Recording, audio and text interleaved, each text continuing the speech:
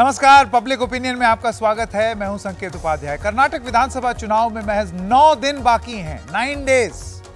10 मई को कर्नाटक की जनता अपनी राय ईवीएम को सौंप देगी और 13 तारीख को ईवीएम खुलने पर पता लगेगा कि कर्नाटक का नया किंग कौन। लेकिन उससे पहले कर्नाटक के दिल में क्या है, आज हम ये जानने की कोशिश करें। इसके लिए हमने कराया है एक खास सर्वे जो ये बताएगा कि कर्नाटक के मौजूदा सर्वा से जनता कितनी खुश है या कितनी नाराज। और यही सर्वे इस बात की ओर इशारा भी देगा कि कर्नाटक का अगला सर्वा कौन होगा, बदलेगा या नहीं। लेकिन उससे पहले आइए आपको बता दें कि मेथोडोलॉजी क्या है, किस हिसाब से यह सर्वे किया गया। तो एनडीटीवी के लिए लोकनीति सीएसडीएस ने कर्नाटक का यह सर्वे कराया है। यह सर्वे 20 से 28 अप्रैल के बीच कराया गया। इस दौरान 2140 से ज्यादा मतदाताओं से कई सवाल किए गए और बहुत सारे सवाल थे और डिटेल सर्वे था। यह सर्वे 21 विधानसभा क्षेत्रों के 82 मतदान केंद्रों में कराया गया। इसमें आमने सामने इंटरव्यू भी किया गया है। अब ये कर्नाटक है, यहाँ पर कन्नड़ा भाषा जो है उसका प्रयोग होता है, तो उसमें सवालों के अनुवाद किए गए। हर इंटरव्यू पर 15 से 20 मिनट का समय दिया गया। सैंपल में सभी वर्गों का प्रतिनिधित्व किया गया है। तो आप ये समझिए कि ये बहुत ही विस्तार से किया गया सर्वे है, इसको आप हल्के में मत लीजिए। और इससे पहले कि हम आपको सर्वे के नतीजों का बताना शुरू करें, मैं कुछ खास मेहमानों की जानकारी आपको देना चाहता हूं। सबसे पहले निदेशक लोकनीति सीएसडीएस प्रोफेसर संजय कुमार यहां पर स्टूडियो में हमारे साथ हैं। आप ही की एजेंसी का कराया हुआ सर्वेक्षण है, ये सर्वे है जो अब से कुछ ही देर में हम अपने दर्शकों को बताना शुरू करेंगे। वीरा राघव एग्जीक्यूटिव एडिटर हैं बीक्यू प्राइम के, आप भी हमारे साथ जुड़ गए हैं। वीरा बहुत जबरदस्त हिंदी बोलते हैं और आज उसका प्रदर्शन यहाँ पर हमारे सारे श्रोताओं को देने वाले हैं। बहुत बहुत स्वागत आपका। मनीषा प्रियम जी राजनीतिक विश्लेषक हैं, हमारे साथ जुड़ गई हैं। कुछ राजनीति से संबंधित लोग भी होंगे, जैसे कि अलका लांबा प्रवक्ता कांग्रेस पार्टी, टी संकीर्था प्रवक्ता बीजेपी और श्वेता यादव प्रवक्ता जेडीएस, क्योंकि इन्हीं पार्टियों का भविष्य एक तरीके से उसका आकलन करने का प्रयास किया है इस सर्वेक्षण। लेकिन हम आपको यह भी बता दें कि आप ये मत समझिए कि ये एक दिन का मामला है। कल फिर सर्वे लेकर के आएंगे, कल फिर सर्वेक्षण का भाग 2 आएगा। तो आज भाग 1 है और बिल्कुल इसी वक्त कल रात 9 बजे किसका होगा कर्नाटक, इसका भाग 2 आप मिस मत करिए। तो आइए शुरू करते हैं ये यात्रा और सबसे पहले आपको बताते हैं ग्राफिक्स के माध्यम से, उनको जरा स्क्रीन पर एक एक करके डालना शुरू करते हैं। तो सबसे पहला सवाल जो था, जो हमने पूछा, वो था कर्नाटक चुनाव में मतदान का सबसे बड़ा मुद्दा क्या। तो ये स्क्रीन पर आप देख सकते हैं कर्नाटक चुनाव मुद्दा सबसे बड़ा क्या है। पाई चार्ट आ गया है जिसमें बेरोजगारी 28% है, गरीबी 25%, विकास की कमी करीब 7%, महंगाई 7%, शिक्षा 7%, भ्रष्टाचार घोटाले 6%, अन्य मुद्दे 19% और कुछ ऐसे भी लोग थे जिन्होंने कोई उत्तर नहीं दिया।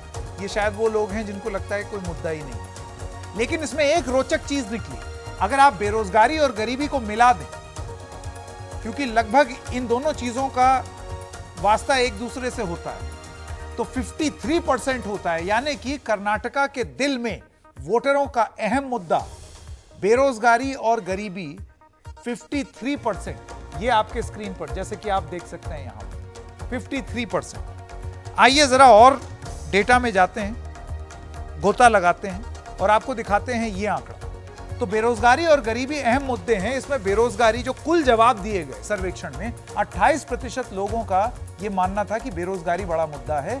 इसमें 18 से 25 साल के लोग जो हैं वो 38% थे। प्रोफेसर कुमार मुझे बता सकते हैं अगर इसमें मैं कोई त्रुटि कर रहा हूं। हाँ, नहीं, मैं ये आंकड़े ये बता रहे हैं कि सारे मतदाताओं को देखें, हाँ। तो उसमें 28% कहते हैं कि बेरोजगारी अहम मुद्दा है उनके लिए। हाँ। लेकिन जो युवा मतदाता हैं, जो रोजगार की तलाश में है, 18 से 25 वर्ष के युवा, हाँ। उनमें ये मुद्दा ज्यादा अहम है और उन्हें 38% के लिए बेरोजगारी सबसे बड़ा मुद्दा तो है। जो इशू ऑफ इंपॉर्टेंस, मतलब ये कितना जरूरी है उनके लिए, ये वो आंकड़े हैं जो आप स्क्रीन पर देख रहे हैं। और यही जो आप गरीबी की बात कर रहे हैं कि उसमें 25% पूरे कर्नाटक में 25% लोग कहते हैं, लेकिन इसमें ग्रामीण और शहरी मतदाताओं का अंतर दिखा रहे हैं। ग्रामीण मतदाताओं के लिए ये ज्यादा बड़ा मुद्दा है, 30%, शहरी मतदाताओं के लिए सिर्फ 19%। आइए और आगे बढ़ते हैं और जरा कुछ और आंकड़े देखते हैं कि क्या और मुद्दा है, तो कर्नाटक में वोटरों के लिए अहम मुद्दा अब महंगाई के बारे में बात करते हैं। तो महंगाई से जुड़े हुए आपको कुछ आंकड़े दिखाएं। तो कर्नाटक में जिन लोगों ने महंगाई को बड़ा मुद्दा बनाया या बताया, उसमें से 67% का यह मानना है कि महंगाई बढ़ी है, 9% कहते हैं कि घटी है, 23% कहते हैं कि पहले के जैसी ही है, जस की तस, और 1% कहते हैं कि अभी कुछ कहा नहीं जा सकता। तो यह महंगाई का हाल। इसके बाद भ्रष्टाचार और घोटाले की बात करते हैं। 51% लोग जिन्होंने यह बोला कि भ्रष्टाचार के मुद्दे हैं, उसमें उनका यह मानना है कि भ्रष्टाचार बढ़ा है। 35%, एक बार आपको फिर से वो पाई चार्ट दिखाएं जिसमें भ्रष्टाचार की बात हो रही थी, कि भ्रष्टाचार का मुद्दा जो है वो 51% लोग हैं जिनका यह मानना है कि भ्रष्टाचार बढ़ा है। ये रहा आपकी स्क्रीन पर। उसके बाद हम देखेंगे कि आगे क्या है।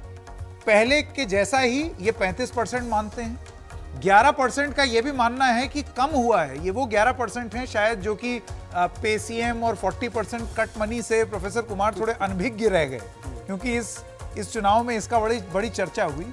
और 3% हैं जो कुछ कह नहीं सकते। ये तो हाँ, संकेत में थोड़ा स्पष्ट करना चाह रहा था दर्शकों के लिए, ये उनमें नहीं है जो लोग भ्रष्टाचार या महंगाई कर रहे हैं। हम ये अलग सवाल है।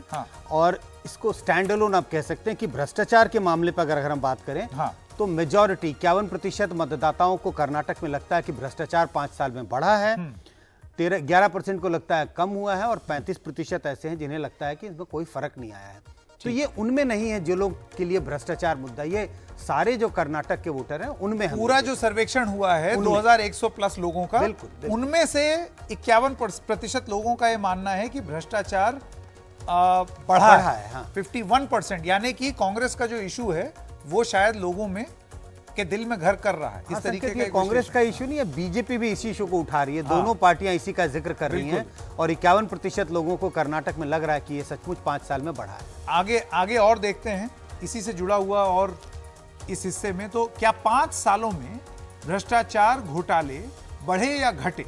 तो जो लोग बढ़ा मानते हैं, ये बहुत इंटरेस्टिंग फिगर है प्रोफेसर कुमार, क्योंकि ये उन लोगों का है जो कि कांग्रेस समर्थक हैं या बीजेपी समर्थक हैं या जेडीएस समर्थक हैं।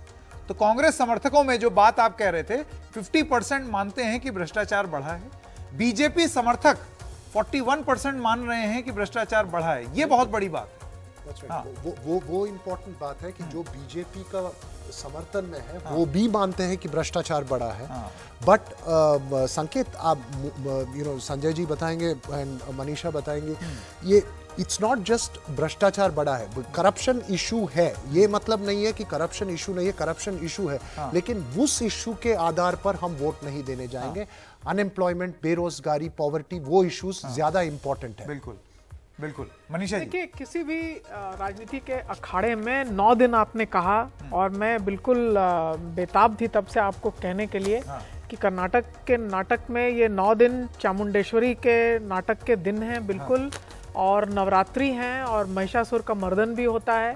तो इन 9 दिनों में राजनीतिक बातचीत जो होती है वो केवल उसी मुद्दों पे नहीं होती कि इस पे हम जाके 9वें दिन जो हम वोट दे देंगे।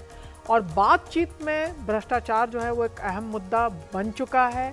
कांग्रेस ने जहां 40% की बात कही, तो प्रधानमंत्री ने उसको दुगना कर दिया और कहा कि 40, ये तो 85%। आप ही ने कहा था कि हम रुपया देते हैं तो 85 पहुंचता है।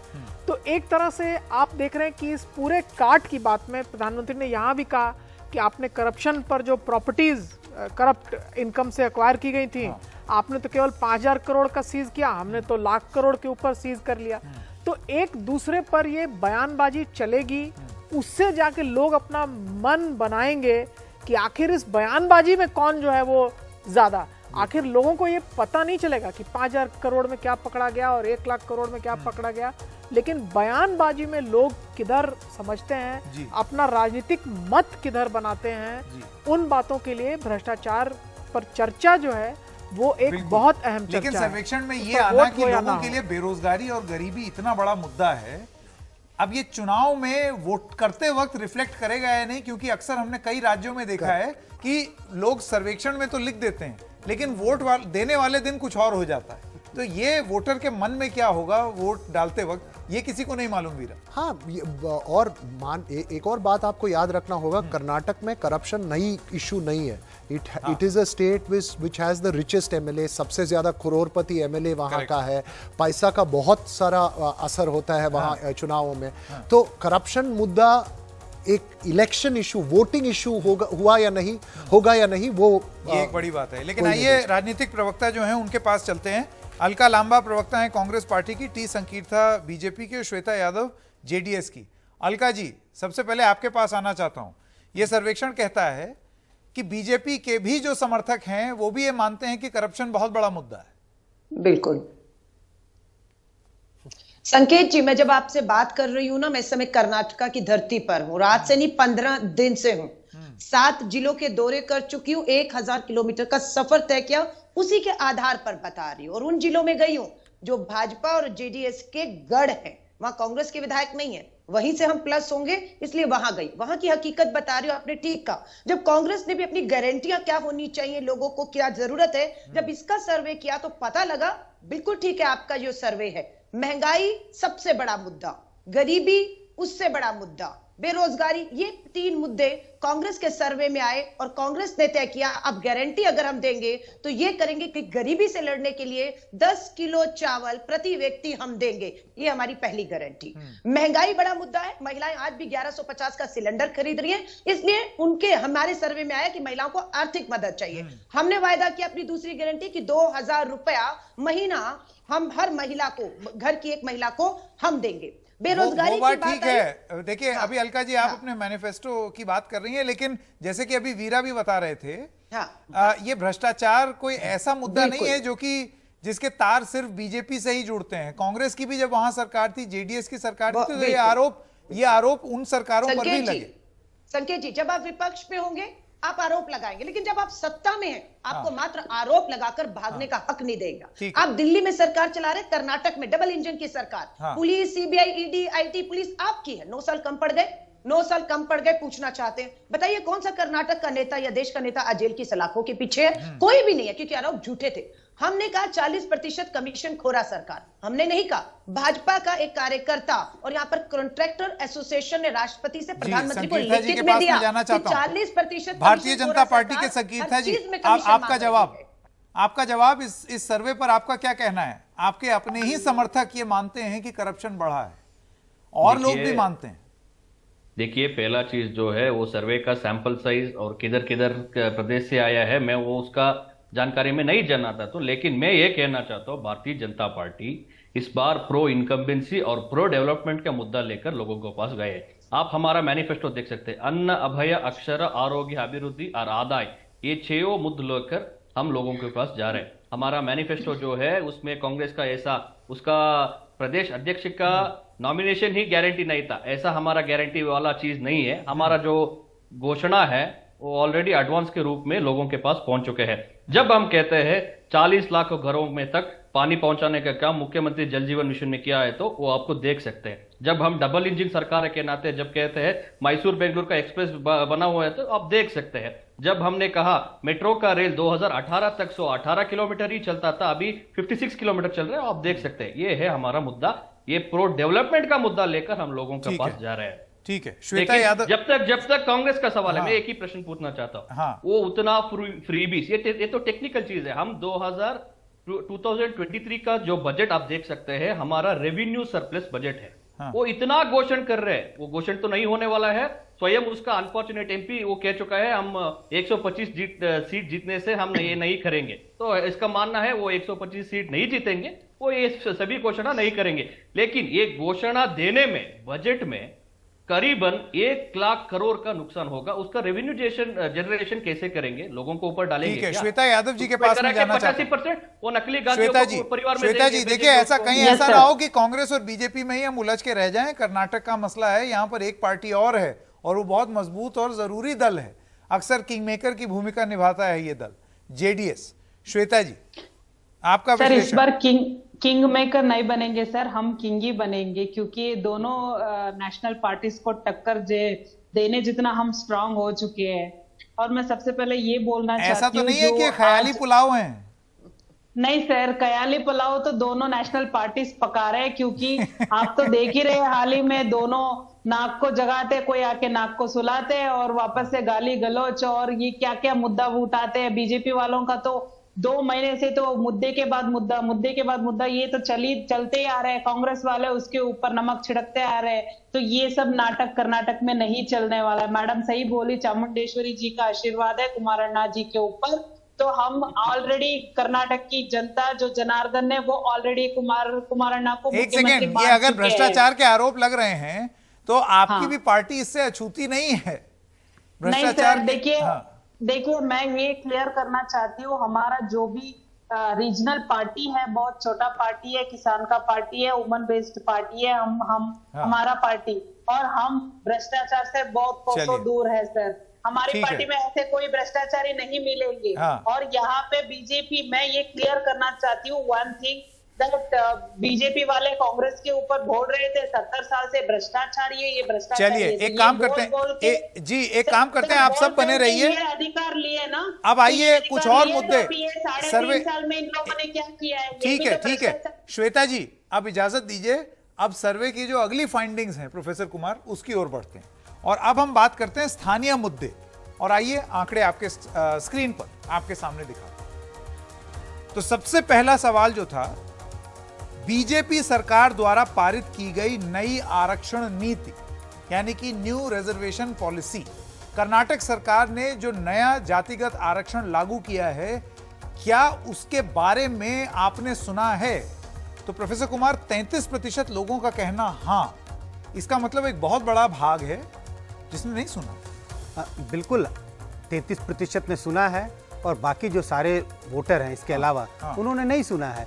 इसको बहुत लो हम अवेयरनेस तो नहीं कहेंगे, लेकिन निश्चित रूप से 50% से ऊपर नहीं है। तो लगभग 1/3 वोटरों ने इसके बारे में सुना है। जी आइए और आगे बढ़ते हैं। तो ये तो हाँ की बात हो गई कि 33% लोग कहते हैं कि हाँ उन्होंने सुना है। लेकिन आरक्षण नीति पर समर्थन का स्तर, मुसलमानों के लिए आरक्षण हटाया जाना, तो आप देखिए कि 25% जो हैं वो पूरी तरीके से इसके खिलाफ हैं, तो 23% जो हैं वो कुछ हद तक इसका विरोध कर रहे हैं। प्रोफेसर कुमार, लेकिन कुछ ऐसे आंकड़े उन लोगों के भी हैं जो कि कुछ हद तक समर्थन कर रहे हैं और पूरी तरीके से समर्थन कर रहे हैं। तो इससे आप कोई मत नहीं बना सकते। मत नहीं बनाते, लेकिन आप ये देख रहे हैं कि कितना स्ट्रॉन्ग डिवाइड है इस पर। हाँ, बिल्कुल आधे वोटर बटे हुए हैं। आधे मतदाता ऐसे हैं जो इस बात का समर्थन कर रहे हैं और आधे वोटर ऐसा हैं जो इस बात का विरोध कर रहे हैं। तो ये बता रहा है कि इस मुद्दे पर कितना बड़ा डिवाइड कर्नाटक में दिखाई पड़ता है। बिल्कुल आगे बढ़ते हैं और आपको और सर्वेक्षण के और जो जानकारियां हैं वो दिखाते हैं। तो अनुसूचित जनजातियों के कोटे में बढ़ोतरी, इसको लेकर के पूरी तरीके से खिलाफ 13% है, कुछ हद तक विरोध 18%, लेकिन कुछ हद तक समर्थन। आप देखिए वो लाइन कितनी लंबी, भयंकर लंबी, और पूर्ण समर्थन, पूरा समर्थन 26% का है। तो ये एक बड़ा इंटरेस्टिंग फाइंडिंग। हाँ, बिल्कुल। जब हम आरक्षण की बात करते हैं तो 2 समुदायों का बार बार जिक्र होता है, दलितों का और आदिवासियों का। बिल्कुल। और एक परसेप्शन है कि आदिवासियों की स्थिति, सामाजिक आर्थिक स्थिति दूसरे समाज के दूसरे तबके के लोगों से कम है। वही परसेप्शन दिखा रहा है कि जब आप ये सवाल पूछते हैं उनके लिए आरक्षण बढ़ाया गया, लोग उसका समर्थन कर रहे हैं। बिल्कुल। आइए और आगे बढ़ते हैं और आपको बताते हैं, ये तो अनुसूचित जनजातियों के बारे में हमने बात की। अब SC शेड्यूल्ड कास्ट के बारे में बात करते हैं। उनके कोटे में बढ़ोतरी, 40% इसके पूरी तरह खिलाफ हैं, 17% पूरी तरीके कुछ हद तक विरोध कर रहे हैं, लेकिन 40% ये कुछ हद तक समर्थन कर रहे हैं। और इसमें अगर आप 27% पूरा समर्थन मिला दें तो ये आंकड़ा भी कुछ बताता है प्रोफेसर। बिल्कुल उसी लाइंस पे जा रहा है, जैसा कि ट्राइबल्स के बारे में बात हो रही थी, कि दलितों के बारे में बात होती है। लोगों को लगता है कि भाई उन्हें समर्थन की जरूरत है, उन्हें आरक्षण अगर दिया गया सरकार ने तो अच्छी बात है। अब हम आपको इन आंकड़ों के अलावा एक और चीज भी बता दें। वोकालिगा और लिंगायत को लेकर के वीरा बहुत चर्चा होती है कर्नाटक की राजनीति। जैसे कि गुजरात के संदर्भ में केड़ुआ पटेल और लेहुआ पटेल होता है, वैसे ही कर्नाटक में जब तक आप वोकालिगा और लिंगायत 2-4 बार ना बोल लें तब तक खाना नहीं पचता राजनीतिक विश्लेषकों का। खैर, आपको ये बताते हैं कि ये आंकड़े क्या बताते हैं। एक बार फुल फ्रेम जाएं इस पर। 13% का ये मानना है कि वो पूरी तरीके से इसके खिलाफ है, कुछ हद तक इसका विरोध 20% कर रहे हैं और सेम पैटर्न प्रोफेसर कुमार ये भी फॉलो कर रहा है बिल्कुल जैसे कि एससी और एसटी का।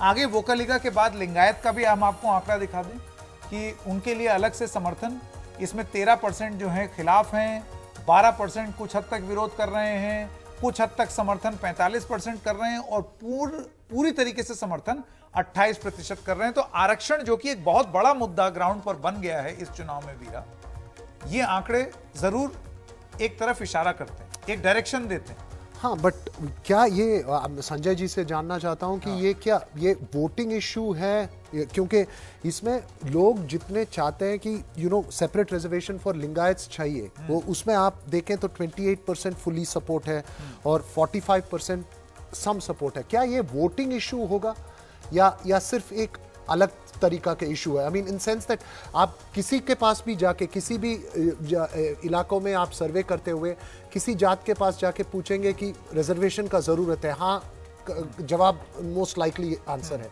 But will it become a voting issue? ये एक बहुत महत्वपूर्ण बात होती है कि मैं कुछ चाहता हूं लेकिन क्या वो मेरे वोटिंग पैटर्न पर असर डालेगा या नहीं। इसमें कुछ इतिहास आपको जोड़ना पड़ेगा। जो कर्नाटक में मौजूदा नीति है आरक्षण की, वो आरक्षण की नीति वैसे भी बहुत कुछ देती है। तो क्या ये जो समर्थन दे रहे हैं वो इस बात का दे रहे हैं कि आपके कोटा को थोड़ा बढ़ा दिया गया? उस बात को पूरे तरीके से ग्राउंड पे लोगों को समझने में सब क्लासिफिकेशन कर्नाटक में बहुत ज्यादा है, तो मुश्किल होता है। लेकिन जो बात स्पष्ट है वो बात ये है कि आरक्षण पर पूरा का पूरा समर्थन है। इसलिए बगैर आरक्षण के, बगैर जातिगत आरक्षण के और बगैर, आप चाहे इसको कड़वा लेवा पटेल कह लीजिए, लेकिन बिना वोकलिगा और लिंगायत का चोखा बनाए ये राजनीति शास्त्र तो आगे बढ़ने वाला नहीं है। ये बात और इस बात को पूरे तरीके से दर्शाता है कि आरक्षण पर पूरा का पूरा भरोसा इलेक्ट्रेट का है। उसको अगर तोड़िएगा तो मुद्दा बन जाएगा। बिल्कुल। तो कहीं ना कहीं वो बात तो प्रोफेसर एक कुमार दिखती है। जो सवाल वीरा ने पूछा, संकेत, इसके आगे आंकड़े हैं, शायद आप दिखाना चाहेंगे? आइए वो कर लें, उसके बाद फिर आपकी चर्चा करते हैं। तो विधानसभा 2023 के लिए दलों का जो चुनाव है, आइए वो वाला आंकड़ा आपको जल्दी से दिखाते हैं। आरक्षण नीति के बदलाव के समर्थन में वोट, जो सवाल वीरा अभी थोड़ी देर पूछ रहे थे, वो आपके स्क्रीन पर। तो कांग्रेस पार्टी को जो समर्थन करते हैं, आप मुझे बता दीजिएगा कि ये आंकड़े क्या बताते हैं। 34% जबरदस्त समर्थन करते हैं, लेकिन जबरदस्त विरोध नहीं, ये है लिंगायतों के लिए, लिंगायतों के लिए आरक्षण। जो उत्तरदाता उसका समर्थन कर रहे हैं लिंगायतों के वोट के लिए, उनमें से, क्योंकि उनका वोट बढ़ाया गया और उसने किया बीजेपी सरकार ने, उनमें से ज्यादातर लोग बीजेपी को वोट कर रहे हैं और कम संख्या में कांग्रेस को वोट कर रहे हैं। जैसे कि आप देख लें, बीजेपी की तरफ से जो नीली वाली लाइन जो है वो बीजेपी की है। हाँ, बीजेपी के उन लोगों की नहीं, नीली वाली लकीर जो है वो इस पॉलिसी के समर्थन के लिए, लिंगायत को जो वोट बढ़ा, आपको रिजर्वेशन दिया गया उसके समर्थन के लिए है। तो आप देखें उनमें बीजेपी को 48% वोट दे रहे हैं, देने का उन्होंने इंटेंशन बताया, और कांग्रेस के लिए 34%। ये जो लाल वाली लकीर है, जो बार है, वो उनकी बार है, उनके लिए है जो इसका विरोध करते हैं। तो विरोधियों में कांग्रेस ज्यादा पॉपुलर है, लिंगायत को जो समर्थन दिया। ये एक बड़ी महत्वपूर्ण बात। सॉरी, एक सवाल भी है संजय जी, ये बहुत इंटरेस्टिंग है और शायद हम अंग्रेजी में बात करते हुए ये पॉइंट को भी मिस किया है कि वोकलिगा रिजर्वेशन के लिए जो समर्थन देते हैं, उसमें से जो जेडीएस को वोट देंगे, जो कास्ट पार्टी है वोकलिगा का, वो सिर्फ 8%। देखिए, जो पार्टी को माना जाता है कि वोकलिगा का स्ट्रॉन्ग बेस पार्टी है और जिस पार्टी का मैक्सिमम कैंडिडेट्स उस कास्ट से आते हैं और वो पार्टी का, वो सिर्फ 8% चाहते हैं। सवाल ये है, एक बार वो वोकलिगा के मैं आंकड़े भी स्क्रीन पर दिखा दूं। ये तो लिंगायत का हमने दिखाया, लिंगायत के लिए अलग अलग समर्थन। तो वोकलिगा के लिए समर्थन, आरक्षण, जो लोग, ये आपके स्क्रीन। ऐसे मतदाता जो वोकलिगा के लिए आरक्षण बढ़ाया गया 2%, लोगों को पता है इस बात, ये पहल किसने की है? बीजेपी की सरकार ने पहल की, राज्य की सरकार ने पहल की। और ये आंकड़े बता रहे हैं कि जो लोग इसका समर्थन कर रहे हैं, उनमें से लोग ज्यादातर बीजेपी को वोट करने का इंटेंशन बता रहे हैं, कह रहे हैं हम बीजेपी को वोट करेंगे, कांग्रेस को कम। क्योंकि जेडीएस कहीं एक तरह से पिक्चर में नहीं है, उन्होंने इसकी पहल नहीं की है, इसी के लिए बीजेपी की तरफ इंडिकेशन ज्यादा मिल रहा है कि वोट ज्यादा बीजेपी को कर सकते हैं। आप क्या पॉइंट रखना? मुझे एक और सवाल है संजय जी से, क्या इससे हम इन्फर कर सकते हैं कि वोक्कलिगा का जो जेडीएस का वोक्कलिगा वोट है वो इतना मजबूत है कि किसी भी तरह की आरक्षण का डिसीजन से वो जो कोर वोक्कलिगा वोटर है जेडीएस का, उन्हें आप खींच नहीं ले आ सकते हो दूसरा पार्टी के पास। नहीं, ये आंकड़े तो ऐसा कुछ नहीं बताते। वो कोई दूसरे आंकड़े जिससे हम विश्लेषण कर सकते हैं, लेकिन ये आंकड़े ऐसा नहीं बताते। चलिए आगे बढ़ते हैं। अगर इसमें थोड़ा सा हमने लिंगायतों पर, आप देखिए पिछला जो स्लाइड था उसमें एक स्लाइड पीछे चली जाइए जो मनीषा जी बता रही हैं। जेडीएस के फिगर्स बड़े इंटरेस्टिंग थे, क्योंकि जेडीएस में वो कलिगा मतों का और मैसूर इलाके में गढ़ है, तो आप देखिए जेडीएस में कितने लोग उसका विरोध कर रहे हैं, विरोध कहीं ज्यादा है। तो बेसिकली जेडीएस जो है एक तरह से बीजेपी उनके गढ़ में आके उनके वोट ले जाएगी, उनके समाज के, इस बात का पुरजोर वो विरोध कर रही है। क्योंकि जेडीएस को सबसे बड़ा खतरा अगर है तो वो ये है कि मैसूर के पुराने इलाके में यदि भाजपा अपने कदम बढ़ाती है तो वो उनके साख कमजोर होगी। तो यहाँ कहीं ना कहीं जात समुदाय की जो बात है और जिस जमीन पे हम हैं वो ज्यादा बड़ी है। अगर सामने वाली पार्टी बहुत अच्छी भी कोई नीति ला रही हो लेकिन हमारी साख कमजोर हो जाए तो हम उस नीति का आइए रिजर्वेशन वाले मुद्दे पर जरा कुछ और आंकड़े देखें। अनुसूचित जातियों के लिए कोटा बढ़ाना, इसके जबरदस्त समर्थन और जबरदस्त विरोध के आंकड़े आपके स्क्रीन पर हैं प्रोफेसर कुमार। बिल्कुल देखिए, ये सारी नीतियां जो हैं, जिस आरक्षण नीति की हम बात कर रहे हैं, ये सब बीजेपी की सरकार ने, जो राज्य में बीजेपी की सरकार है उनकी पहल है।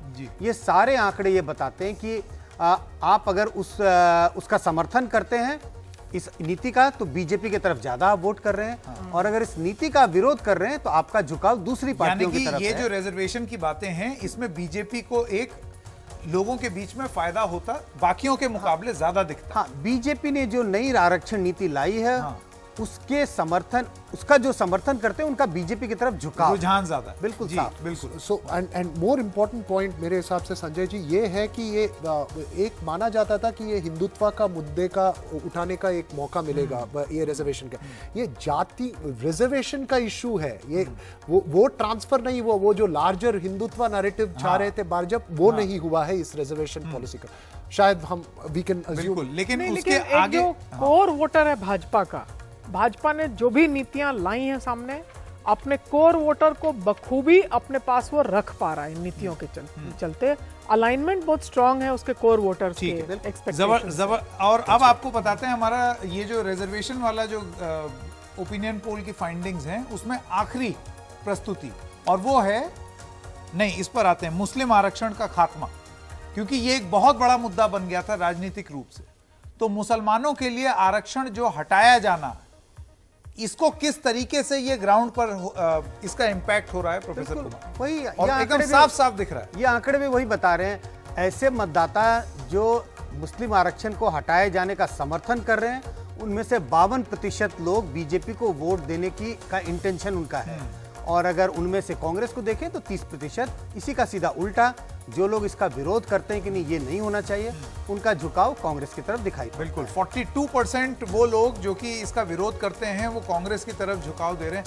ऐसे में आपको नहीं लगता है, और मैं एक बार ये जो आरक्षण वाला मुद्दा है उस पर अपने राजनीतिक गेस्ट जो है उनके पास जाता हूँ। श्वेता यादव जी, आपकी पार्टी में बहुत कम रुचि दिखा रहे हैं लोग, बहुत कम इंटरेस्ट दिखा रहे हैं आरक्षण वाले मुद्दे में, मतलब जो इसके पक्ष में है और खिलाफ है वो कांग्रेस और बीजेपी के बीच में ज्यादा झूलता हुआ दिखाई दे रहा है। सर वो क्या है, हमारा रीजनल पार्टी है ना, छोटा सा पार्टी है, तो फिर यहाँ की लोकल मुद्दे उनके ऊपर ही हम कॉन्सेंट्रेट ये लोकल मुद्दा नहीं है सर। ये देखिए, ये लोकल मुद्दा इसलिए बता रही हूँ क्योंकि ये लिंगायत वोटर्स को खींचने का जो आइडिया है, जो मुस्लिम वोटर्स को खींचने का आइडिया जो है, वोट बैंकिंग जो चल रही है दोनों नेशनल पार्टीज में, वो ये नहीं चलने वाली है। क्योंकि यहाँ मैम बार बार बता रही थी ये वोक्कलिगा पार्टी है, वोक्कलिगा बेस्ड पार्टी है, तो हमारा सेक्युलर पार्टी है मैडम। हर एक जात का कैंडिडेट को हमने इस बार टिकट दिया है,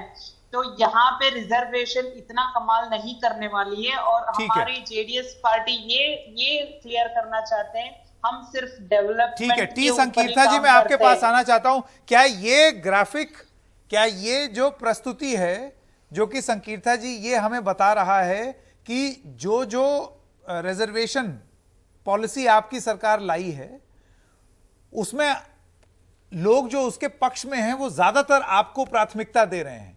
क्या यही गणित तो आपने नहीं बिठाई है कर्नाटका में कि मैं देख रहा हूं और सारे मुद्दे पर बीजेपी उतना ज्यादा बात नहीं करती है जितना रिजर्वेशन वाले मुद्दे पर?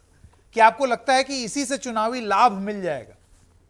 देखिए, पहला चीज है ये वो जो आरक्षण का मुद्दा आता है, आरक्षण का सवाल आता है, ये 40 सालों से पड़े थे। कोई भी सरकार हो, कांग्रेस सरकार ज्यादा समय सत्ता में थे, लेकिन 40 साल लगा ये लेगेसी इश्यू सॉल्व करने में। और वो सामाजिक न्याय हम देना चाहते हैं, वो सही समय में लोगों के, कर्नाटका लोगों को पास जाने के लिए हम ये मुद्दा लेकर आए हैं। मैं कांग्रेस का एक कंपैरिजन आप देख दीजिए। कांग्रेस ने 2018 दिसंबर में, 2017 दिसंबर में सिर्फ 3 महीने लेकर वो लिंगायत और वीरशैव को विभाजन करने का काम किया, लेकिन अनुसूचित जाति और अनुसूचित वर्ग का आरक्षण बढ़ाने में कोई भी उसका कंट्रीब्यूशन नहीं था। और ये भी आकर और कह रहे हैं हम आते ही ये आरक्षण को हटा देंगे। और जब तक मुसलमान का सवाल है, मुसलमानों का जो रिलीजियस माइनॉरिटीज के ऊपर ओबीसी में वो रिजर्वेशन लेते थे, हम उसको हटाकर एक बड़ा ब्रैकेट 4% को लेकर एक 10% तक वो जो बड़ा ब्रैकेट आता है हम उसको लाकर, ठीक है, अलका लंबा कांग्रेस पार्टी की अलका लंबा जो प्रवर्ग एक है, प्रवर्ग एक में जो नदाफ, जो सैयद और छोटे छोटे मुसलमान लोग हैं, उसका जो आरक्षण था वो हम ऐसे ही रखा है। जो एक्चुअली रिलीजियस अलका लंबा, क्या आपको लगता है इसी वजह से एकदम से कर्नाटका की राजनीति में जो भारतीय जनता पार्टी में हिजाब, हलाल, अजान और इस तरीके की जो बातें हो रही थी वो इस चुनाव के एकदम पहले लगभग खत्म होती हुई सी दिखाई दे रही हैं? और ये आरक्षण वाला मुद्दा, क्या ये आंकड़े, ये जो सर्वेक्षण बता रहा है, ये उसकी वजह है क्या कि बीजेपी को लाभ मिलता दिखाई दे रहा है? देखिए, मैं आप क्या जमीन पर हूं, बता रही हूं आपको। 14 मार्च 2023 की तारीख याद रखिएगा। 14 मार्च 2023 संसद का सत्र चल रहा था। प्रस्ताव आया था कि यहां पर जो SC ST का रिजर्वेशन है 15 से बढ़ाकर 17 किया जाए और SC का ST का 3 से 7% किया जाए। किसने रद्द किया? किसने उसको पार्लियामेंट में टेबल नहीं होने दिया? केंद्र की भाजपा मोदी सरकार ने। रिजर्वेशन का मुद्दा लाए ये है, लेकिन घिर गए हैं।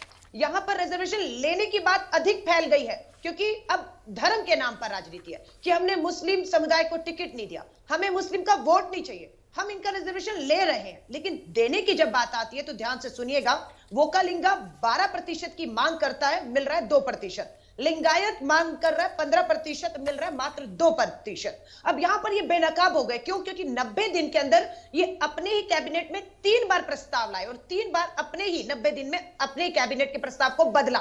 मामला सुप्रीम कोर्ट में पहुंचता है। तारीख नोट करिए, 18 अप्रैल और 20 अप्रैल को कोर्ट कहता है, सुप्रीम कोर्ट एफिडेविट जो है दाखिल करिए और बताइए किस आधार पर आप ये रिजर्वेशन खत्म कर रहे हैं और देंगे। जवाब नहीं दिया जाता सुप्रीम कोर्ट में। लेकिन जो अभी सवाल वीरा उठा रहे थे, आपको लगता है कि ये इतना बड़ा मुद्दा है कि ये चुनावी वोटिंग में अपना असर दिखाएगा? देखिए, रिजर्वेशन मुद्दा है और उसमें कांग्रेस इन्हें घेरने में कामयाब हुई है। मैं मैसूर मांड्या की बात करती हूं, जो बिल्कुल जेडीएस का गढ़ है। वहां पर जो वोकालिंगा है उसे मालूम है भाजपा से नाराज है और आरक्षण के मुद्दे को लेकर उन्हें मालूम है कि जेडीएस को देकर कुछ नहीं होगा। वो वोट जो आप देख रहे हैं वो कांग्रेस की तरफ आ रहा है। आइए इस सर्वे की और जो फाइंडिंग्स हैं उसके एक सेकंड बोलना चाहता हूं संकीर्ता जी, नहीं तो फिर ये बड़ा लंबा हो जाएगा। अभी और भी बहुत कुछ पिक्चर अभी बाकी है, रुकिए 30 सेकंड में बोल देता हूं, जल्दी से 10 सेकंड। देखिए, पहला चीज कोर्ट है में तो आप कुछ बोल नहीं पाए, जब कोर्ट ने आपको 2 बार बोलने का मौका दिया। ज्यादा खतरा है मेरा कांग्रेस प्रवक्ता, एक एक करके प्लीज, एक एक करके। लेकिन मैं कांग्रेस प्रवक्ता को एक ये बार बोलना भारत चाहता जोड़ो हूं, यात्रा लेकिन करने जानकारी का नहीं हो तो मैसूर आप और मत बताना, आधा मांड्या सच की मत नहीं बताना। अच्छा हो चलिए, मुझे यहां पर रोकना पड़ेगा क्योंकि हम हमारे जो सर्वे की अगली फाइंडिंग्स हैं वो आपके सामने प्रस्तुत करनी है। और ये है एक बहुत महत्वपूर्ण मुद्दा, और वो है पोलराइजेशन का, टीपू सुल्तान से जुड़े हुए विवाद का। क्या ये सबसे पहली बात जो वोटर्स हैं या कर्नाटका के लोग हैं उनके लिए चुनावी मुद्दा है? इस पर पहला सवाल था, क्या इस मुद्दे से सांप्रदायिक तनाव बढ़ा? प्रोफेसर कुमार, 74% लोग कर्नाटक में जो रिस्पोंडेंट्स हैं वो कहते हैं हाँ। बिल्कुल बड़ी अवेयर। ये एक बड़ा नंबर है। लोगों को जब ये मुद्दा गर्म हो रहा था, जब इस मुद्दे पे चर्चा हो रही थी, तो लोगों को लग रहा था कि सामाजिक सद्भाव जो है वो बिगड़ रहा है, तनाव समाज में बढ़ रहा है, और ये आंकड़े बिल्कुल उसी बात को दर्शा रहे हैं। बिल्कुल नहीं का आंकड़ा 22 है, कोई उत्तर नहीं 4 पर हैं, जैसे कि आप देख सकते हैं इस पाई चार्ट में। आगे बढ़ते हैं और आपको और बताते हैं वीरा। टीपू सुल्तान का मुद्दा बहुत पुराना मुद्दा है। जब सिद्धा भी मुख्यमंत्री थे उस वक्त टीपू जयंती मनाने की बात उन्होंने की थी। बिल्कुल। और उस वक्त भी स्कूलों में मैंने बातचीत की थी और उनको लगा था कि इस मुद्दे को बिला वजह तूल दी जा रही है। तो तब से अब तक ये मुद्दा जो है कांग्रेस ने भी इसको उभारा, इसीलिए और मनीषा अब जी बीजेपी इसको दूसरे लेवल पे ये ले सवाल गई है। पूछा गया और ये आप अपने स्क्रीन पर देखिए जिसमें ये है कि क्या ये मुद्दा उठाना उचित था वीरा। और ये आंकड़े आपके सामने हैं जिसमें प्रोफेसर कुमार अगर आप बताना चाहें पूरी तरीके से उचित जो लोग मानते हैं उसमें से 30% लोग मैं मानता हूं कांग्रेस समर्थक और बीजेपी समर्थक जो हैं वो 54% हैं जो ये मानते हैं कि पूरी तरीके से सही था। जेडीएस के समर्थक 14% जो इसको कुछ हद तक उचित मानते हैं उसमें से 35% कांग्रेस को समर्थक करते हैं, 48 बीजेपी। लेकिन ये एकदम पलट जाता है जब आप इसका विरोध देखते हैं और आपको एकदम से ग्राफ कांग्रेस वालों का ऊपर जाता हुआ दिखता है, यानी कि जो अपोज कर रहे हैं, जो 76% लोग जो मानते थे कि ये गलत प्रभाव हो गया वो कांग्रेस की ओर झुक रहे हैं। ये एक बड़ी इंपॉर्टेंट फाइंडिंग पूरे इलाके में देखिए वोक्कालिगा पेजेंट्री जो है वो माइनॉरिटी वोट्स के साथ जाती है। मुस्लिम प्रभाव के क्षेत्र बहुत हैं यहाँ, अर्बन में भी हैं, रूरल में भी हैं। तो ये लाजमी है कि कांग्रेस के लिए जो है वो ज्यादा मेरे हिसाब से इसका इन्फ्रेंस जो मैं करूंगा और obviously just my own inference of this ये है कि जो सेक्युलर वोट जो कहते हैं कि जो सेक्युलर वोट वो ज्यादातर कांग्रेस के पास जाता है। ये बंटवारा नहीं हुआ जेडीएस और कांग्रेस के बीच में। तो देखिए उसमें समवॉट अनजस्टिफाइड जो बोले हैं उसमें 45 are Congress, only 13 are going to JDS. तो देखिए ये जो भाजपा के पक्ष में है वो बीजेपी के साथ या वो बीजेपी और जो कांग्रेस के साथ है वो कांग्रेस के साथ ही रहा है, वो जेडीएस की ओर नहीं खिसका। या इसमें जो पोलराइजेशन हुआ तो इसमें शायद संजय जी तो विभाजन कांग्रेस और बीजेपी के बीच में हुआ। बिल्कुल संकेत सिर्फ यही आंकड़े नहीं है। अगर हमने पिछले कई और आंकड़ों का विश्लेषण किया और ये दिख रहा है कि जेडीएस का जो वोट है जो उनको लगातार मिलता रहा है, लगभग जेडीएस वैसी ही बनी हुई दिखाई पड़ती है और कांग्रेस का वोट ना तो छिटक के उधर जा रहा है ना कांग्रेस उनसे कोई वोट खींच पा रही है। हाँ, ऐसा कुछ होता हुआ दिखाई नहीं। यानी कि अगर इस तरीके की स्थिति बनी तो रिजल्ट फिर वैसा ही आएगा। तो इसमें संकेत एक बहुत इंपॉर्टेंट क्वेश्चन रेज हुआ है वहां मैसूर मंडिया इलाकों में कि जो माइनॉरिटी वोट है वो किसके पक्ष में जाएगा, कांग्रेस के पक्ष में जाएगा या जेडीएस के पक्ष में जाएगा। क्योंकि जब वो माइनॉरिटी वोट बंटवारा होते जेडीएस का जो अलायंस अरिथमेटिक है वोक्कालिगा और माइनॉरिटी वोट का है और कांग्रेस अगर वहां जीतना चाहता है वो आहिंदा वोट से जीतना चाहती है। तो ये एक बहुत इंपॉर्टेंट पॉइंट है कि जो सेक्युलर वोट है आज ही उस इलाके में विजयपुरा में जो वहाँ के कैंडिडेट थे जेडीएस के बीएच महाबरी, उन्होंने अब कहा है कि मैं बैठता हूँ और मैं कांग्रेस का समर्थन करूँगा। जेडीएस के कैंडिडेट हैं वो निर्वाचित, तो उन्होंने ये भी कहा है कि मेरे अध्यक्ष एचडी कुमारस्वामी जी ने कहा है कि जहाँ जहाँ कांग्रेस के मजबूत कैंडिडेट हैं वहाँ जेडीएस के कैंडिडेट बैठ जाएँ और वो कांग्रेस का समर्थन कर दें।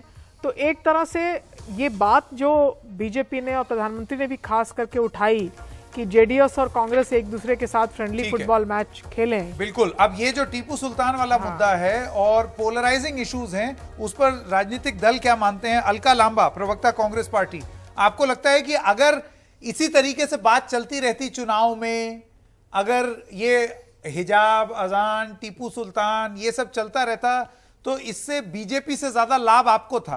आंकड़े कुछ इस तरीके की बात बता रहे हैं और कहीं ना कहीं बीजेपी को इस बात का इल्म हो गया जिसकी वजह से उन्होंने बात घुमा दी रिजर्वेशन की ओर, जिसमें उनको ज्यादा फायदा दिखा रहा है ये सर्वे।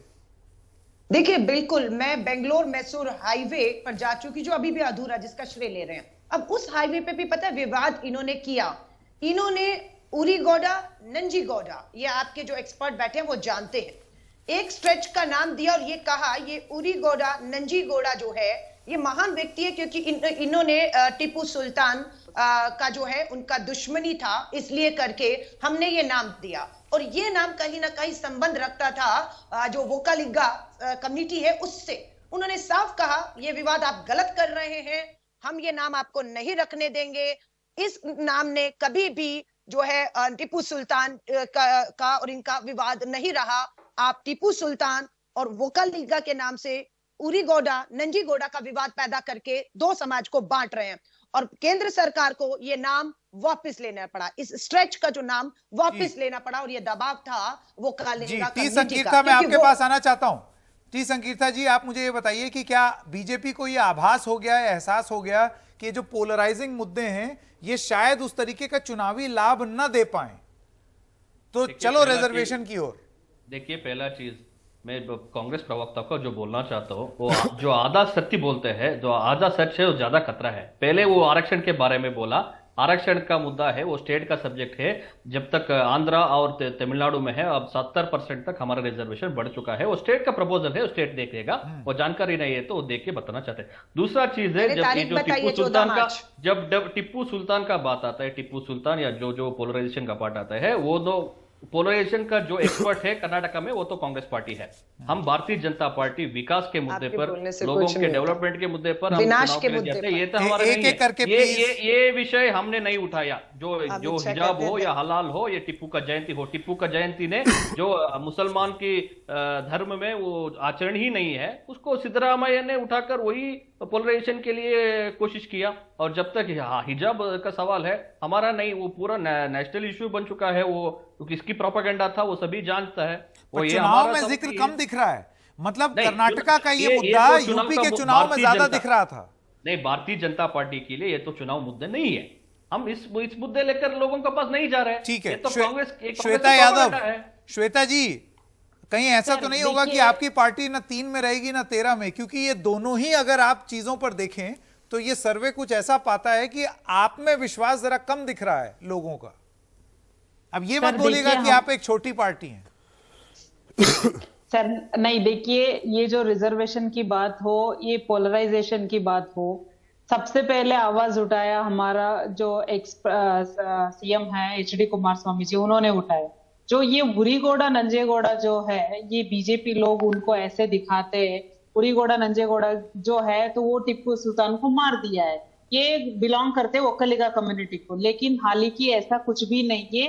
वो दो कैरेक्टर्स किसी ने कोई उनके अपने ड्रामा में जो स्टोरी में लिखा गया कैरेक्टर्स थे, तो ये क्लियर साफ हो गया है। इसकी वजह से कोई बीजेपी लोगों को कोई लाभ नहीं मिला और केंद्र से बहुत बार उनको, और यहाँ की जो बीजेपी लोकल लीडर्स है उनकी तरफ से भी अपनी पार्टी वालों को हमने 12 मिनट के बारे में ना बात करें, लेकिन इस प्रस्तुति में अब 12 मिनट और बचे हैं।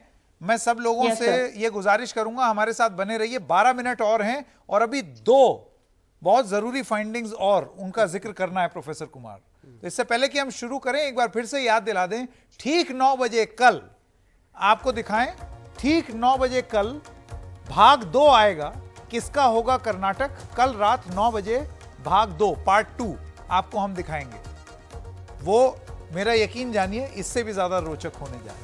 तो आइए अब आपको ये बताते हैं कि वोटरों के लिए कौन से स्थानीय मुद्दे अहम हैं, लोकल इश्यूज, क्योंकि ये बात अभी जेडीएस कह रही थी कि लोकल इश्यूज पे हम लोग लड़ाई कर रहे हैं, कांग्रेस कह रही है हम लोकल इश्यूज पर हैं, बीजेपी तो नेशनलाइज करती है चुनाव को, ये हमने हर जगह देखा। तो उचित व्यवहार होता है अन्य क्षेत्रों के मुकाबले उत्तर कर्नाटक से कैसा व्यवहार होता है आपको वो बताते हैं। तो जो सर्वेक्षण है उसमें जो लोगों ने जवाब दिया, उन्होंने बोला कि उचित व्यवहार होता है 28%। वो कहते हैं कि नॉर्थ कर्नाटका के साथ उचित व्यवहार होता है। 41% कहते हैं भेदभाव होता है। राज्य के बाकी क्षेत्रों जैसा ही व्यवहार होता है, ये 12% का मानना है, और 19% कहते हैं हमारे पास कोई जवाब नहीं। आइए देखते हैं दूसरा सवाल पूछा गया, बेंगलुरु बनाम अन्य क्षेत्र, कर्नाटक के अलग अलग क्षेत्रों, बेंगलुरु बनाम अन्य क्षेत्र, मतलब कि बेंगलोर को कितना तवज्जो दी जाती है, तो अधिक अहमियत मिलती है, ऐसा 66% लोगों का मानना है।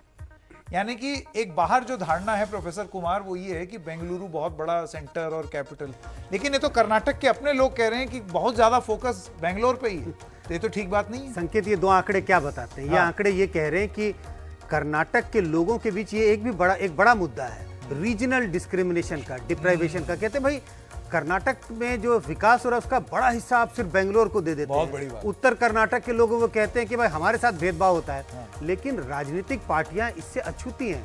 मुझे नहीं लगता ये सब मुद्दे उठ रहे हैं चुनाव में। नहीं उठ तो रहे। ये आंकड़े ये बताने की कोशिश करें, देखिए ये अहम मुद्दे हैं कर्नाटक के लोगों के। लेकिन फिर वही सवाल होगा वीरा, वोटिंग पे नहीं, ये दिमाग में आएगा या लोगों का नहीं? इशू है। ये देखिए, जो हमारा पिछला जो ये डिबेट हो रहा था, तब शायद सारा राजनीतिक दलों को ये सर्वे देखनी चाहिए और बोलना चाहिए कि ये लोगों का मुद्दा है, ये हमें उठाना चाहिए। उनके जो मुद्दे जो उठाते हैं उनका वो सिर्फ वोट मांगने का मुद्दा है, but core issues of people ये है।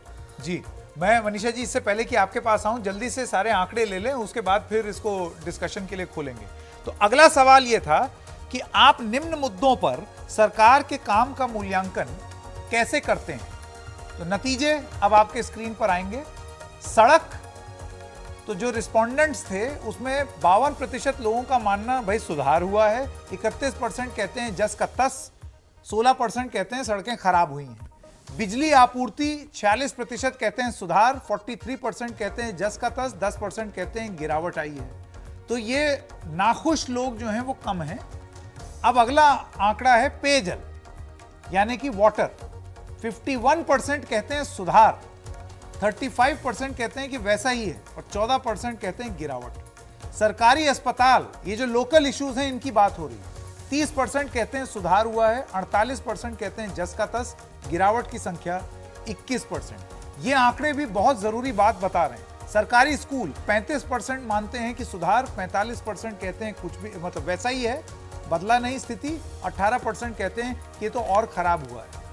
ये एक बहुत महत्वपूर्ण आंकड़ा है प्रोफेसर कुमार। बिल्कुल ये बता रहा है कि जैसे एक आदत हो गई है कि हम अगर सरकार के कामकाज को पसंद नहीं करते हैं, वे सरकार बेकार है। हाँ। और अगर जो लोग सरकार को पसंद करते हैं, पार्टी को पसंद करते हैं, उनमें सब काम पसंद आता है। ये बता रहा है कर्नाटक का वोटर बहुत केयरफुली देख रहा है। हाँ। कम से कम अगर सरकारी स्कूल और अस्पताल की बात हो रही है, वो बोल रहे हैं जैसा था वैसे ही है। हाँ। बिजली और पानी के बारे में कहते हैं भाई सुधार हुआ है, सड़क के बारे में सुधार हुआ है और पानी के बारे में सुधार हुआ है। बहुत बड़ी संख्या में लोग कह रहे हैं। लेकिन जब बिजली की बात आती है, सड़क की बात आती है, या कोई एक है मुद्दा जिसपे वो कहते हैं आधे आधे बटे हुए हॉस्पिटल्स और हॉस्पिटल। हाँ, तो ये बताता है कि कर्नाटक बिजली का आपूर्ति वोटर, में भी कर्नाटक का वोटर बहुत केयरफुली इसको इवैल्यूएट कर रहा है, किन चीजों पर सरकार का कामकाज अच्छा रहा है और किन चीजों पर सरकार ने अच्छा काम नहीं किया। एक आंकड़ा और यहां दिखा दें और उसके बाद फिर मनीषा जी के पास आएंगे और फिर एक चर्चा शुरू करेंगे। और यह सवाल है कि राज्य और केंद्र सरकार के कुल प्रदर्शन पर वोटरों का मूल्यांकन, यह भी एक महत्वपूर्ण बात है। राज्य और केंद्र सरकार यानी कि सेंट्रल गवर्नमेंट कितना काम कर रही है कर्नाटका के वोटर्स के हिसाब से, और स्टेट गवर्नमेंट। तो पूरी तरीके से संतुष्ट जो लोग हैं, जो राज्य सरकार द्वारा किए गए कामों से संतुष्ट हैं, वो 27%, और केंद्र सरकार द्वारा किए गए काम में 24% पूरी तरीके से संतुष्ट। कुछ हद तक संतुष्ट का आंकड़ा देखिए, वो भी बहुत हाई है दोनों में ही, और कुछ हद तक असंतुष्ट और पूरी तरीके से असंतुष्ट कर्नाटक में जो लोग हैं, जो केंद्र सरकार और राज्य सरकार के काम के बारे में बता रहे हैं, वो 19 और 20% ही है।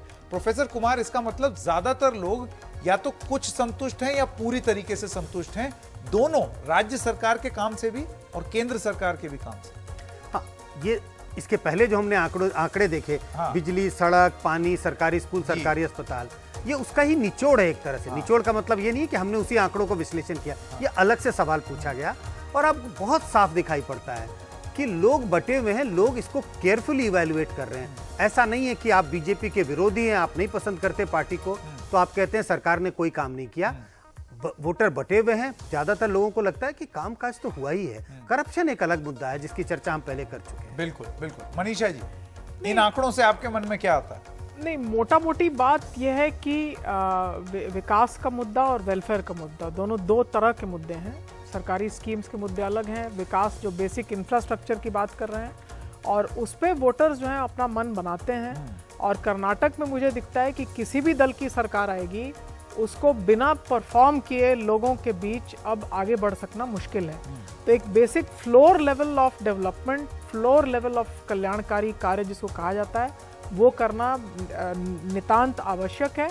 और उस पर भाजपा की भी जो निवर्तमान अब सरकार है, जो चुनाव की तरफ जा रही है, उसके बारे में भी लोगों का ऐसा मानना है कि डबल इंजन की सरकार ने इतना कुछ तो जरूर तो आपको दिया लगता है है। ये आंकड़े जो हैं ये उसी इतना डबल कुछ- इंजन की तरफ इंगित कर रहे हैं, ध्यान बिल्कुल दे कर रहे रहे हैं, बिल्कुल कर रहे हैं। अगर उधर इतना- इशारा कर रहे हैं। हाँ बिल्कुल, बिकॉज हाँ थोड़ा बहुत एक तो बेमन से कहना कि नहीं ये बिल्कुल नहीं हुआ है, वो एक होता है कहना कि नहीं हम अपना डिससेटिस्फैक्शन जताते हैं, लेकिन ये कहना। और दूसरी बात ये है कि जो निचोड़ का सवाल संजय जी ने कहा वो एक तरह से एक प्रॉक्सी क्वेश्चन भी है कि उसी सवाल को अलग अलग भी जब आप पूछते हैं, उसी सवाल को एक और तरीके से पूछते हैं, एक अलग तरीके का निचोड़ तो निकलता है। उसी सर्वेक्षण में आपको 3, 4, 5 बातों से फिर प्रॉक्सी चेक भी हो जाता है कि Correct. हाँ लगभग उस पर भी ऐसा ही जवाब, लगभग इस एक पर भी ट्रेंड ऐसा ही आप पकड़ जवाब। सकते हैं, पकड़ ये सकते बेहतर हैं। स्थिति में रहते हैं। टी संकीर्था जी तो बड़े खुश होंगे इन आंकड़ों को देख करके, क्यों संकीर्था जी? देखिए इन पहला आंकड़ों बात से मैं तो ये opening लग रहा है remark कि में ही कर रहा था। लोग खुशी हैं। देखिए मैं मेरा ओपन रिमार्क में भी वही कह रहा था, हम दो मुद्दे लेकर जा रहे हैं, एक है प्रो डेवलपमेंट और प्रो इनकम्बेंसी। जो आपका सर्वे में शायद दिख रहा है, हम डबल इंजन के सरकार नाते जो स्कीम कहे है वो एविडेंट है, लोगों को दिख रहा है। इसके लिए ऐसा लोगों का मन में भारतीय जनता पार्टी के ऊपर और कॉन्फिडेंस बढ़ चुकी है, वही आपका सर्वे में भी वही रिपोर्ट आ रहा है। जब तक हमने बोला पानी पहुंचाने में 7 साल का कांग्रेस का जो सत्ता थे वो सिर्फ 25 लाख घरों तक पानी पहुंचाने का काम किए थे। हम सिर्फ 3.5 सालों में 40 लाख के ऊपर घर को हम पानी पहुंचाने का काम जल्दी से किए हैं। अलका जी का जवाब। पूरा घर को अलका जी, 90% इलेक्ट्रिफिकेशन किए का जी, काम किया है। वक्त खत्म हो रहा है, कांग्रेस का जल्दी से। घोषणा ही रहेगी। अलका जी आपका रिएक्शन चाहिए। नहीं, अगर विकास के नाम पर वोट हो रहा होता तो अमित शाह जी ये नहीं कहते कि कर्नाटक में कांग्रेस की सरकार हो आएगी तो दंगे होंगे। वो बिजली, पानी, शिक्षा, स्वास्थ्य पे वोट मांगते, वो नहीं मांग रहे हैं। ये साफ है कि इनसे लोग संतुष्ट और खुश नहीं है।